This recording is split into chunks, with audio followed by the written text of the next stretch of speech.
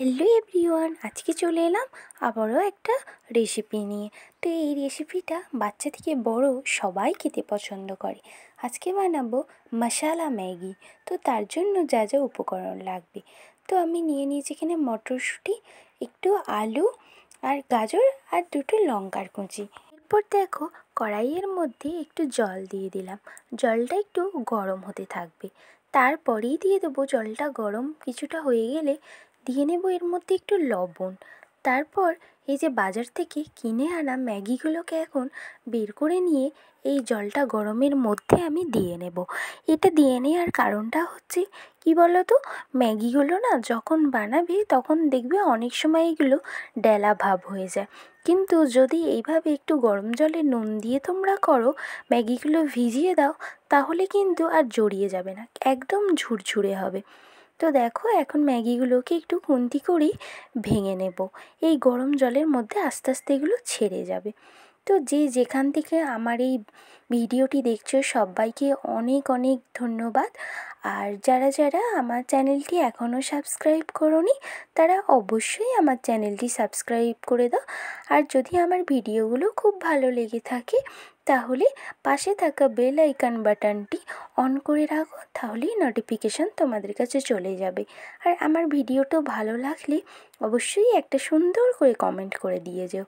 তো দেখো বন্ধুরা, এখন তো এই ম্যাগিগুলো এখন ভেঙে গেছে, অনেকটাই ভেঙে গেছে, দেখি বুঝতে পারছো এখন কতটা সুন্দর হয়ে গেছে। এবার এগুলোকে ভালো করে সিদ্ধ করে নিলাম। তারপর এখন চুবড়ির মধ্যে এই ম্যাগিগুলোকে ঢেলে নিলাম, কারণ যে জলটা ছিল সেই জলটা একটু ঝেড়ে নিতে হবে। দেখো ম্যাগিগুলো কতটা সুন্দর, একদম চাউমিনের মতো ঝুরঝুরি হয়ে গেছে। তারপর দেখো, এই ম্যাগির প্যাকেটের মধ্যে তো আমরা জানি মশলা থাকে, আর এই মশলাটা দিলে তো টেস্ট আরও ভালো হয়। তো এখন মশলাটা বের করে নিয়েছি। তারপর কড়াইয়ের মধ্যে দিয়ে নেবো একটু তেল, কারণ এই তেলেতেই আমাকে সবজিগুলো ভেজে নিতে হবে। তো এখন এই যে কেটে রেখেছিলাম আলু, গাজর, মটরশুঁটি আর লঙ্কা, এইগুলোকে এখন ভেজে নেব। তো দেখো, অনেকে অনেক কিছু সবজি অ্যাড করে, আমার বেশি কিছু সবজি দিয়ে খেতে ভালো লাগে না, দিয়ে একটু অল্প সবজি দিয়েই এটা বানিয়ে নিলাম। এবার এই সবজির মধ্যে অ্যাড করে নিলাম একটু লবণ। লবণটা তো স্বাদ অনুযায়ী দিতে হবে। তারপর এই লবণটার সাথে এই সবজিগুলোকে এখন খুব ভালোভাবে ভেজে নিতে হবে, আর সবজি ভাজতে তো একটু টাইম লাগে। তারপর দেখো, এই যে ম্যাগির মধ্যে যে মশলাগুলো ছিল, তো 4টে প্যাকেট ছিল আর আমি 3টে ইউজ করব, তাই 3টে কেটে নিয়েছিলাম। অনেকটা দিলে কিন্তু খেতে যে খুব ভালো হবে সেরকম কিন্তু না। তারপর দেখো, এই মশলাটা ভাজতে ভাজতে এরপর এখন একটু অ্যাড করে নেব হলুদের গুঁড়ো।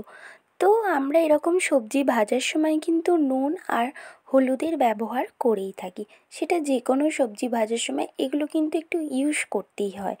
তো তারপর দেখো, এটা ভালোভাবে হলুদ আর লবণটা দিয়ে নিয়েছি, এটা ভালো করে মিশিয়ে নেব। তারপর কুচি কুচি করে কেটে রেখেছিলাম পেঁয়াজ, এখন এই পেঁয়াজটাও এর মধ্যে দিয়ে দিলাম। তো পেঁয়াজটা একটু পরেই দিতে হবে, না হলে কিন্তু খুব বেশি পুড়ে যায়, পেঁয়াজটা একটু তাড়াতাড়ি ভাজা হয়ে যায়। তো তারপর এটাকে ভালোভাবে ভাজতে থাকতে হবে। তো বন্ধুরা, তোমরা এইভাবে যদি বানিয়ে থাকো, দেখবে ম্যাগিটা একদম চাউমিনের মতন খেতে হবে। অনেকে তো ম্যাগি মশলা দিয়ে খায় না, এইভাবে বানিয়েও খায়, তাই আমিও এইভাবেই আজ বানিয়েছিলাম। আর আজকে একটু ইচ্ছে হয়েছিল ডিম দিয়ে এই ম্যাগিটাকে খাবো। চাউমিন তো ডিম দিয়ে সবসময়তেই খাই, তো তাই আজকে ডিম ফাটিয়ে দুটো এইভাবে ম্যাগিটাকে বানিয়ে নিয়েছিলাম। আমি তো এইভাবে ডিমটাকে এই সবজির মধ্যে দিয়েই ভেজে নেব। তোমরা চাইলে ডিমটাকে আগেই ভেজেও রাখতে পারো, তো তাড়াতাড়ি যাতে হয়ে যায় তার জন্যই এটা করেছিলাম।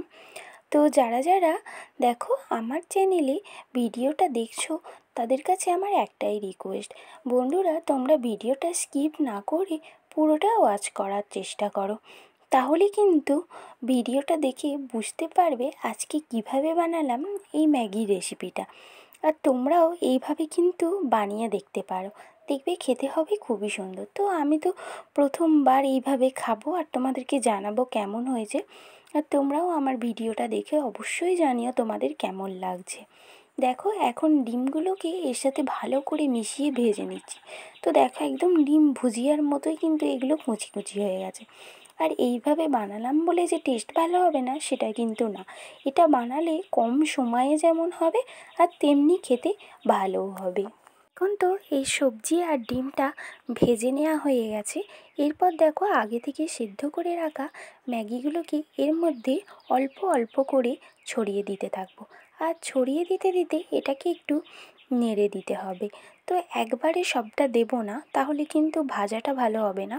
অল্প করে দিয়ে প্রথমে ভেজে নিতে হবে, তারপর বাকি ম্যাগিটুকু যা ছিল অল্প অল্প করে দিতে দিতে আবারও ভাজতে হবে।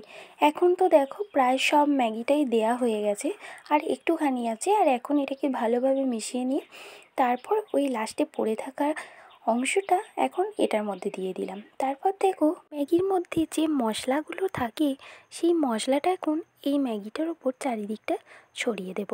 তো আমি তো 3টে প্যাকেট কেটেছিলাম, তো দেখো এখন এই মশলাটা দিয়ে দিলাম। আর যেহেতু এটা মশলা ম্যাগি বানাচ্ছি, তাই এই মশলা তো একটু বেশি করেই দিতে হবে। আর এখন মশলাটা দিয়ে নিতে নিতে ভালো করে এই চাউমিনটাকে কিন্তু নাড়তে থাকতে হবে, আর অনেকক্ষণ ধরে একভাবেই এটাকে নাড়তে হবে। তাহলে কিন্তু এই মশলাটা পুরো ম্যাগিটার সাথে চারিদিকটা ভালোভাবে মিশে যাবে। আর দেখো কত সুন্দরভাবে এখন এই ম্যাগিটা হয়েছে, দেখি কিন্তু এটা একদমই ম্যাগি মনে হচ্ছে না, পুরো দেখতে হয়েছে একদম চাউমিনের মতন। যতটা সুন্দর দেখতে আর তেমন সুন্দর হয়েছে ঝুড়ো। দেখো একটার সাথে একটা কিন্তু জড়িয়ে নেই। আমি তো প্রথমেই বলেছিলাম যদি ম্যাগিটাকে ওইভাবে সিদ্ধ করে নেওয়া যায় তাহলে কিন্তু একটার সাথে একটা কখনোই জড়াবে না, আর এতে কিন্তু খেতেও খুব সুন্দর হবে। তো দেখো এখন ভালো করে অনেকক্ষণ ধরে নাড়াচাড়া করতে থাকবো। আর দেখো এটা তো দেখেই মনে হচ্ছে কত সুন্দর হয়েছে। তোমরা চাইলে কিন্তু এর সাথে আরেকটু সবজি যে কোনো অ্যাড করে নিতে পারো।